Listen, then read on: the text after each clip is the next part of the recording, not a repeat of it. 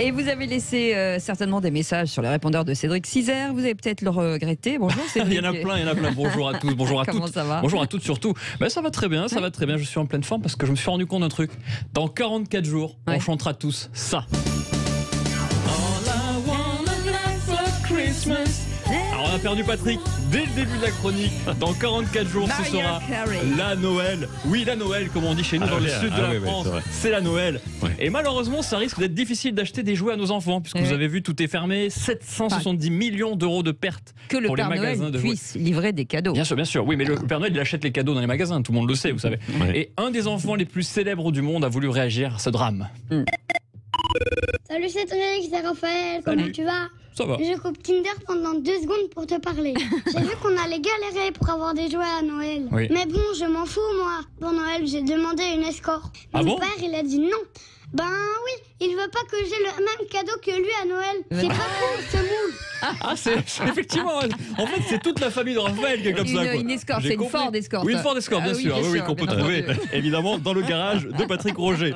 Non, mais c'est fou. Moi, je vais t'envoyer les Playmobil. Tu vas voir ce que c'est. Ça va te calmer un petit peu. J'adore les Playmobil. J'adore ça. Alors bon, je rigole, mais pas de jouets pour nos pauvres enfants. C'est terrible. Alors moi, j'emmène plus les miens faire les courses. C'est trop frustrant pour eux. Hein. Oui. Ah non, faut plus. Ils voient les jouets derrière les vitrines, ils peuvent pas les toucher. C'est vrai. À chaque fois, ça me rappelle mes voyages à Amsterdam. Il y a des femmes derrière les vitrines et je peux pas les toucher.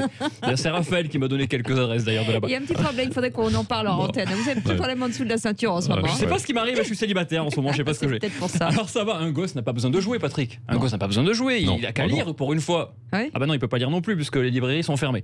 Bon, moi de toute façon, j'offre plus de jouets aux enfants à Noël. Bah oui, tu leur offres un dernier jouet à 50 balles, au final, qu'est-ce qu'ils font? Ils jouent plus avec l'emballage et le papier cadeau. Alors moi maintenant à Noël, je leur offre directement un carton, du papier cadeau et du scotch. Comme ça, c'est les plus heureux du monde. Ils ont qu'à fabriquer un jouet. Ils se débrouillent, il y a pas de problème, ils sont contents. Alors d'après le gouvernement, on va vivre un Noël différent. C'est gay chez vous.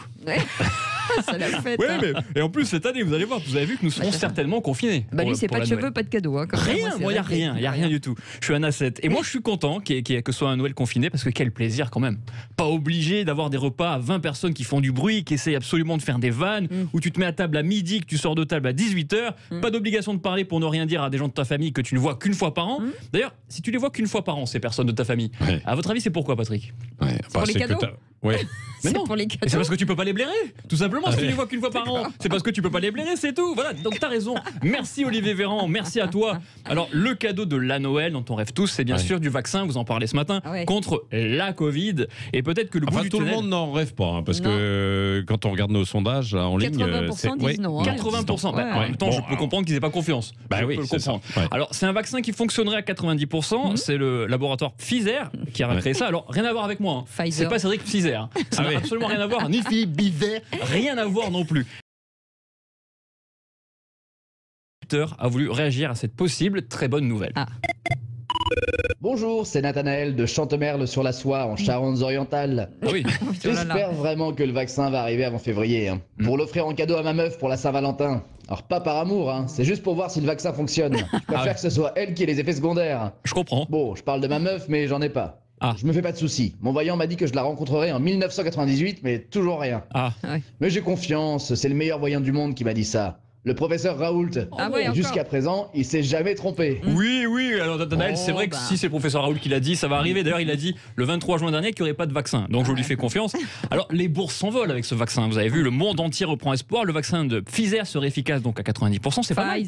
Non, mais moi, je suis un Français, je dis Pfizer, vous savez. C'est comme il y en a qui disent Bruce Willis. Moi, je dis Bruce Willis, tout simplement. Alors, vous avez vu que le vaccin donc, serait efficace à 90%. Et c'est pas mal, 90%. Si on me dit, j'ai 90% de vous épouser, moi, je le fais. 90% de chance, je le fais. Et les 10%, on en fait quoi? C'est vous qui choisissez malheureusement, c'est ça le problème. Alors si le vaccin est homologué, l'entreprise fournira 50 millions de doses d'ici la fin de l'année, puis 1,3 milliard en 2021. Mais il n'y a pas un souci là, on est 8 milliards sur Terre. Donc comment on fait alors? Il va falloir choisir comment? Pile ou face, chou-fleur, duel à l'épée. Shifumi, on pourrait faire Shifumi. Non mais c'est faux, alors la Française des Jeux va devoir remplacer Euromillions par Eurovaccin. Je sais pas, on va voir des mecs sur le bon coin qui vont vendre des vaccins entre une machine à laver qui marche plus et une Renault Fuego qui roule plus. Bon, une Renault Fuego, ça n'a jamais roulé de toute façon. Vous avez connu ça, la Renault Fuego, c'est obligé. Ou une Renault 5. Qu'il en a une. Je vous vois en Renault 5. Il a une Fuego. Mais j'en suis sûr, il écoutait Eros Ramazzotti. Jamais eu de Fuego, mais bon. C'est en regret. Je vais aller m'en acheter une, s'il y en a sur le bon coin. Ah, à 8,50 €, vous avez une Fuego, sans rien. Bon, j'ai trouvé le cadeau de la Noël qui va cartonner. Ça vient du Japon et c'est fou. C'est une main robot qui permet de vous aider à lutter contre la solitude. Vous avez peut-être vu ça. En fait, vous avez une main seule, robotique, vous la tenez dans la vôtre comme si c'était celle de votre fiancé. Et c'est un vrai truc. Et si ça peut aider les célibataires, moi je trouve ça bien. On a d'ailleurs un célibataire qui voulait témoigner qu'on pouvait être très heureux, voire plus heureux en vivant tout seul. Bonjour Cédric, je suis Jean-Pierre, 47 ans, donc 47 de célibat. Mais je m'en plains pas, hein, attention. Hein. Non, le célibat pour moi n'a que des avantages. Bah oui. Je mets le même caleçon 14 jours d'affilée, je laisse la lunette des toilettes levée H24, je sais pas, supprimer mon historique internet, et surtout, ma main droite au moins, elle a jamais la migraine. Ah ouais, d'accord. Effectivement, le célibat, c'est intéressant. Hein. C'est élégant. Mais c'est incroyable cette histoire de main robotique recouverte d'un gel synthétique qui rapproche sa texture de celle d'une véritable main. Et il paraît que quand vous la serrez, elle vous serre à son tour et elle a même des odeurs, la transpiration et tout. Donc ça veut dire quoi? Ça veut dire que pour coller à la réalité, ils vont bientôt créer une bouche en robot pour que tu puisses avoir l'impression d'embrasser quelqu'un. Je sais pas. Et pour coller à la réalité, le robot va aussi avoir mauvaise haleine. Je sais pas. On a appris donc hier que 10% des couples français s'étaient séparés après le confinement. Vous avez vu ça? C'est une catastrophe pour le romantique que je suis. Eh bien, Jean Castex, lui aussi, le grand amoureux de l'amour.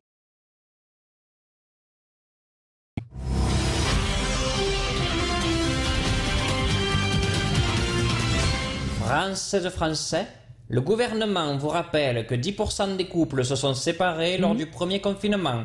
Alors patience, aux 90% des couples qui sont encore ensemble, ça ne va pas durer. Ah oui, effectivement. Non mais il y a beaucoup d'optimisme chez notre ami Jean Castex. C'est les agents immobiliers qui sont contents. Ils vont pouvoir louer de l'appartement. Exactement. Merci beaucoup Cédric merci Cizer. Bravo. Hein. C'est gentil, merci. Dis donc, je vous félicite pas. Et toutes les conneries que vous racontez toute la journée. Vous, c'est pas le vaccin, c'est le divorce. Mais vous savez ce qu'on dit? Femme qui rit. À moitié dans le lit. Mais il y a l'autre moitié quand même à faire. C'est ça. Qu'est-ce qui se passe là? Non, mais il dit qu'il est célibataire, donc je dis comme il est drôle, je dis femme qui rit à moitié dans son lit. Voilà. Dites donc, c'est une avance ça. J'y suis Vous avez fait une partie du chemin là, mon cher Cédric. Pour l'instant, il a que les pieds, donc ça va pas lui servir à grand chose. On est qu'en novembre, j'ai encore quelques mois. À part me barrer en courant, je vois pas. Allez, dans un instant. En podcast, bien entendu, sur sudradio.fr.